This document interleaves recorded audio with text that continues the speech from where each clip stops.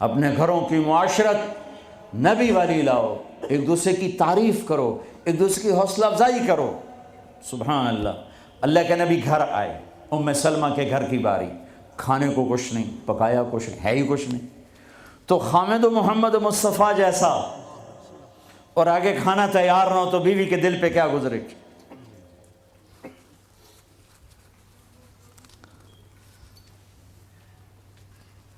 آپ نے پوچھا ام سلمہ کھانا کھانے کو کچھ ہے؟ تو ایک دم انہوں نے بہت ہی ندامت لجاجت کے ساتھ کہا، یا رسول اللہ کچھ نہیں ہے، یہ سرکہ پڑا ہوا ہے۔ اب سرکہ کیا کہتے ہیں انگریزی میں؟ ونیگر، شاید کسی کو سرکہ سمجھ میں نہ آئے۔ ایسی چیز ہے، ایک ڈراپ یہاں رکھو تو تمہاری زبان جل جائے گی، ہاف ٹی سپون لو تو تمہارا سارا گلا چیر کے رکھ دے گا۔ اور میں غلطی سے کوئی سرکے میں، بعض سلاد پہ ہوتا ہے نا سرکہ ڈالا ہو، میں غلطی سے میرے منہ میں کوئی ایک پتا بھی چلا جائے تو ایک ہفتہ میرا گلا گیا، اتنا میرا سینسٹیو گلا ہے اس سے۔ سرکہ کوئی کھانے کی چیز؟ انہوں نے تو عاجل، یا رسول اللہ بھائی ایک سرکہ ہے، ہائے ہائے ہائے ہائے۔ آگے میرے نے بھی کہ سرکہ بھی کوئی کھامن دی شاید، تو اتنا ہی نہیں پتا بھائی سرکہ کھامن دا نہیں ہوتا۔ میرے نبی نے فرمایا ہو نعم الادام الخل، ام سلمہ سرکے جیسا تو سالن ہی کوئی نہیں، ہے سرکے جیسا تو سالن ہی کوئی نہیں۔ کیسے اپنی بیگم کو شرمندگی سے نکالا اور احساس کمتری سے نکالا، سرکے جیسا تو سالن ہی کوئی۔ جس گھر میں سرکہ ہے انہیں کسی سالن کی ضرورت ہی کوئی نہیں۔ یوں حوصلہ بڑھایا جاتا ہے۔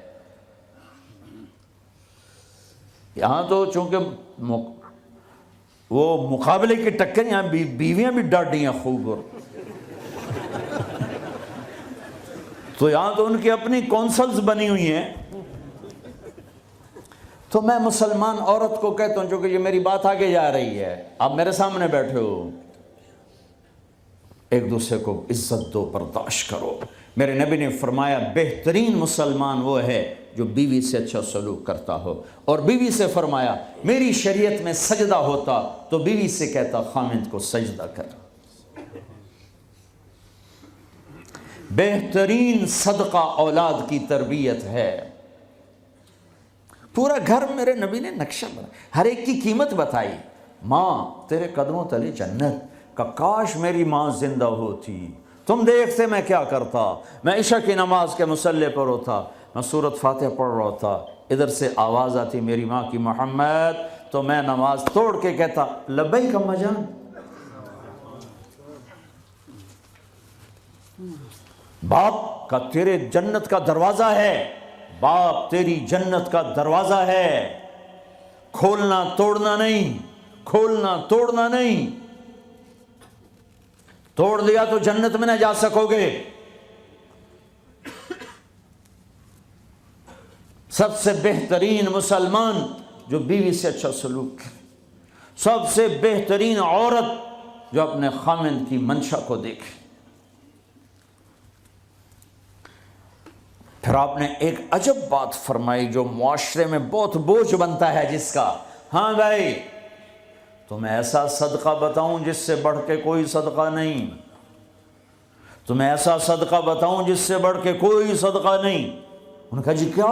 کہا الابنۃ المردودہ، جس کی بیٹی کو طلاق ہو گئی یا بیوہ ہو گئی اور گھر واپس آ گئی ماں باپ کے، یا ماں باپ نہیں ہے تو بھائی ہیں، وہ ایک بوجھ بنتی ہے ماں باپ پر بھی، اور بھائی تو ویسے ہی باغی ہو جاتے ہیں۔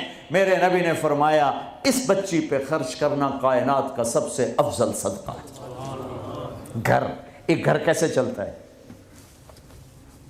ہمارے ہاں پنجاب سندھ بلوچستان سرحد میں بہنوں کو وراثت میں کوئی حصہ نہیں ملتا، سب بھائی کھا جاتے ہیں۔ میرے نبی نے فرمایا جس کو اللہ نے 2 بہنیں دیں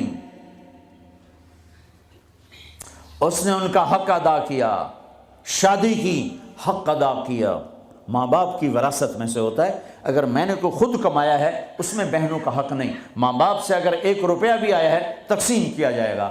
جس نے بہنوں کا حق ادا کیا، شادی کی حق ادا کیا، اس پہ جنت واجب ہو گئی. جس کو اللہ نے 3 بیٹیاں دیں، اس نے ان کی ڈولی اٹھائی، وہ جنت میں میرے ساتھ یوں ہوگا. ایک بولے. اگر 2 ہوں، کہ جس نے 2 بیٹیوں کی شادی کی وہ بھی ایسے ہوگا. اللہ بھلا کرے. ایک صحابی کا کہ جس کی 1 ہو، کہ جس کی 1 ہے، اگر اس نے اس کو عزت سے رخصت کیا تو وہ بھی میرے ساتھ ایسے ہی ہوگا. پھر کئی بچیوں کو طلاق پڑی ہے کہ اس کو بیٹا نہیں ہوتا. یہاں آنے سے پہلے کا واقعہ، پنڈی سے بچی رو رو برا حال اس کا. میں تو فون سنتا ہی نہیں ہوں ایسے کہ میرا تو کلیجہ پھٹ گیا ہے. ہے کہنے لگی کہ سسرال نے کہا تھا بیٹی ہوئی تو طلاق دے دیں. میں نے کہا اس میں میرا کیا قصور ہے، اور بیٹی ہی ہوئی اور مجھے طلاق پڑ گئی اور میں گھر آ گئی 22 سال کی عمر میں. بیٹی دینے والا اللہ اور ظلم کرنے والا سسرال. میرے نبی کو اللہ نے بیٹے دے کے اٹھا لیے. قاسم اٹھا لیے، عبداللہ اٹھا لیے، ابراہیم اٹھا لیے. 4 بیٹیاں دی، 3 زندگی میں اٹھا لی. زینب، ام کلثوم، رقیہ، تینوں آنکھوں کے سامنے چلی گئیں. فاطمہ سے نسل چلی. آپ نے فرمایا لوگوں کی نسل بیٹے سے چلتی ہے، میری نسل میری بیٹی فاطمہ سے چلی. اس لعنت کو دھویا. عورت کا کیا قصور ہے اگر اس بیچاری کو بچیاں ہو رہی ہیں؟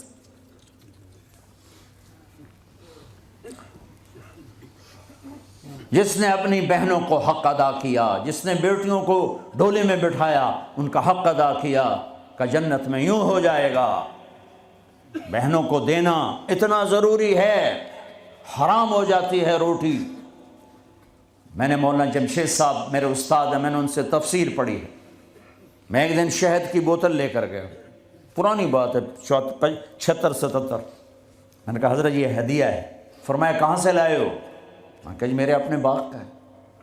فرمایا تیرے باپ نے اپنی بہنوں کو، تیرے باپ نے اپنی بہن یعنی میری پھوپھیوں کو، تیرے باپ نے اپنی بہنوں کو زمین میں سے حصہ دیا تھا؟ یہ سوال کیوں کیا؟ 10 روپے کی شہد کی بوتل تھی اس وقت، کہ اگر دیا تھا تو یہ میں لے لوں گا، اگر نہیں دیا تو پھر یہ حرام ہے، میں نہیں لوں گا. یہ مطلب تھا. تیرے باپ نے بہنوں کو حصہ دیا تھا؟ میں کہا جی اللہ کا شکر ہے میرے باپ کی بہن ہی کوئی نہیں. 2 بھائی، ساری زمین 2 بھائیوں کی، 2 بھائی. میں نے کہا جی اب موجہ ہی موجہ، بہن تھی کو ہوتی تو کوئی نہ دیتے. پھر کہنے لگے اچھا تیرے دادا نے اپنی بہنوں کو زمین میں سے حصہ دیا تھا؟ میں کہا جی اس لیے میں جمعہ ہی کوئی نہ ہوں. اتنی ریسرچ کے بعد ایک شہد کی بوتل قبول فرمائی. بیٹیوں کو دینا اتنا ضروری ہے.